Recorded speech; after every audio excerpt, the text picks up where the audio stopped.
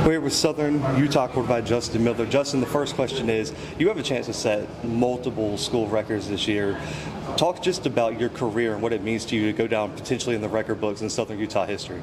Yeah, it means a lot. I think coming in as a walk-on in 2019 and getting a scholarship even was the first goal. And so doing that, starting games and being able to play for so long has been really a blessing.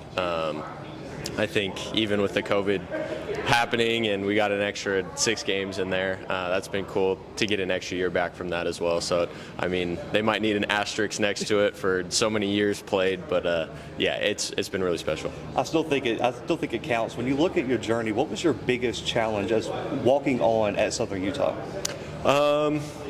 That's a good question. I think probably the biggest challenge was just getting into the room, first of all, trying to get there and get situated. And then I think since then it's just been multiple offensive coordinators. We've had 4 now in 4 years, or 5 years, I guess, but 4 in 4 seasons. So I think that's been probably the biggest challenge. I'm used to it at this point, and that's kind of how I grew up in high school as well, with a bunch of offenses. So it hasn't been too big of a deal, but I think it's definitely a challenge still. The connection with Isaiah Wooden is one of the most deadly in FCS football. Talk a little bit about how you guys are able to just seem like to know exactly what the other one needs to do on game day. Yeah, Woody's awesome. He's so fast, so explosive, and I think it's easy to throw it up to him and just trust him to go get it. I mean, there were a couple times, I know at Abilene we had one where ball's just hanging up in the air and he's just gonna go get it. So that puts a lot of confidence in me, being able to know I can just put it out there and he'll go find it. But his speed also is just deadly. They'll have to put guys back there if they don't want to get beat over the top, because he's good enough to take a lot of corners one-on-one. So it's fun playing with him, because I've really never had someone with that kind of speed. But it's been a good time with him.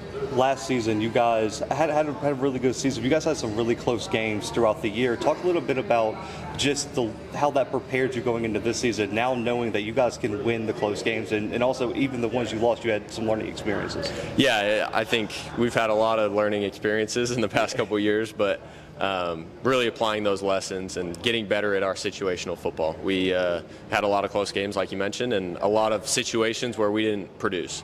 So that's been a big focus in this past spring and even in the summer, is know the situation, know what we need to get, and then we got to execute down the stretch. So I think we had a lot of close games as well in the spring of 21, and then that led to a lot of not close games in the fall of 21. So obviously we're not trying to repeat that, but we're trying to get on the better side of that. And I think we've had a lot of guys with enough experience at this point to really push us over the edge. When you look at Southern Utah, it's been a few years since you guys made that FCS playoff run. What would it mean to you in your final season to break that streak, get back to the FCS playoffs, and possibly even make a run? Yeah, that's the thing I'm most excited about. I mean, all the records are great, and I don't even know what they are at this point. I just keep getting told that I'm about to break a couple of them, or that I should break a few this year. That doesn't matter a whole lot right now. I think maybe in 20 years it might mean a little bit more, but right now we're focused on getting to the playoffs, winning a conference championship, really taking one game at a time, and then once we get in there, you never know what happens. So I think the real thing I want to do at this school to leave a legacy is get our first playoff win, and to do that we got to make the playoffs first. So.